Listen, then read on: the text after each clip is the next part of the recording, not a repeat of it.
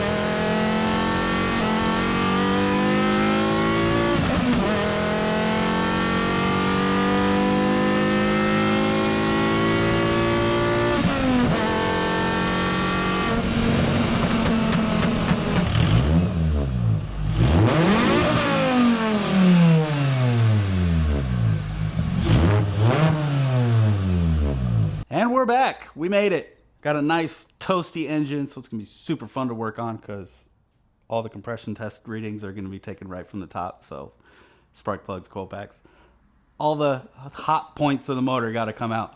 But I was trying a new mic setup. I hope it worked out pretty good. I hope it sounds pretty good. I'll find out in editing. You'll already know what it sounds like and how it turned out because you'll have already seen the footage before even getting to this clip. Anyways, now it's time to get the compression readings off of this nice warmed up engine. So I'm going to pull all the spark plugs, pull all the coil packs, disconnect all the fuel injectors. That way when we're cranking it over, we're not just squirting fuel in there. And yeah, time to go down the line, get readings on all 5 cylinders. Before we get started, look at all this room we got in the engine bay now. I did move the battery to the trunk. So if you haven't seen that video, there's a link up there somewhere or down in the description. Click on that after you watch this video. Check that video out. All about how to get the battery moved from the engine bay back to the trunk where it belongs. That way we've got all this room up here for turbo goodies.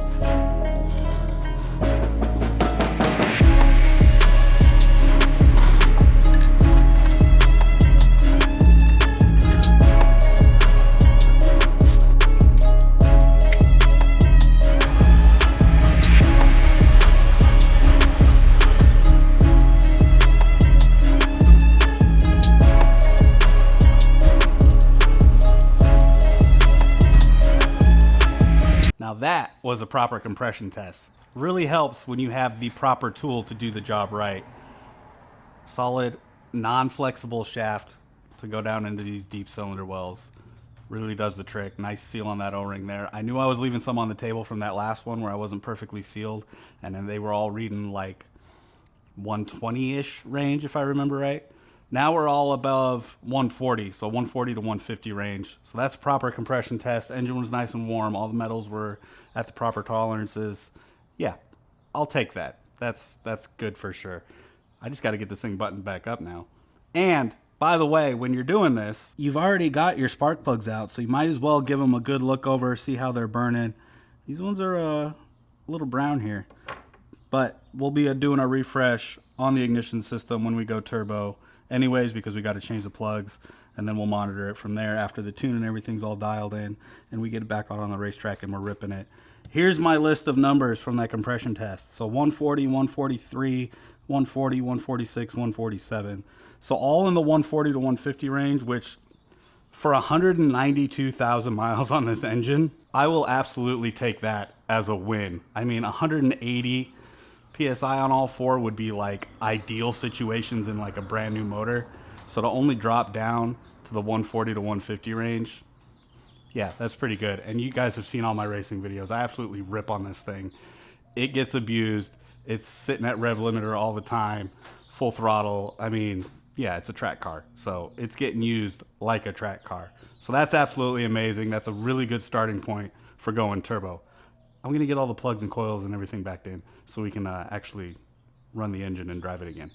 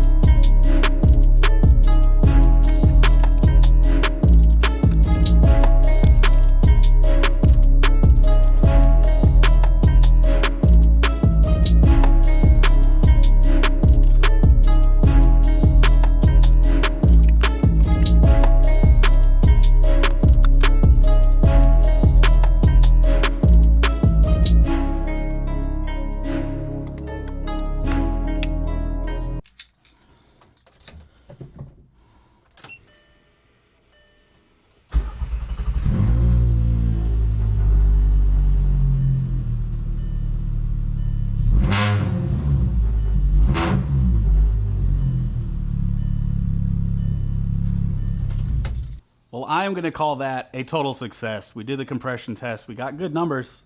That was better than I was expecting. I knew I had a little leak on the last test I did with the old tooling that I was using that I couldn't get a good seat. I knew there were some leaks in there. I didn't think it was going to come up as much as it did. So 140 to 150 range on all 5 cylinders. It's a good starting point. Really, for 192,000 miles, I was expecting less. So we're sitting good. Obviously, when I drive the car, I know it feels good. It's got good power. So pretty close to what I was expecting. I was maybe expecting 130 to 140 range, but I'll take 140 to 150 any day of the week on a motor with this mileage on it. So yeah, this is a testament to the 07K and how well it will last with proper maintenance. Do your oil changes on time. Don't do the 10,000 mile interval. Do 5,000 mile interval sooner if you're racing it and running it hard like me. But yeah, proper maintenance. These motors are bulletproof, really. I mean, yeah, super stoked about this. So I'm going to call that a win. We put everything back together. It fires up. Time to go drive it and have some fun. So that was a compression test on the 2.5 liter 5-cylinder engine from Volkswagen, the 07K. Really got to start pulling this thing apart, doing the cooling upgrades, doing some stuff, a little bit more prep work before I actually bolt the turbo on there, but that is coming. So make sure you're subscribed. Hit the like button on this video. If you got any comments, leave them down below. As always, all the links to everything, the tooling and everything used in this video is down in the description below, so definitely check that out.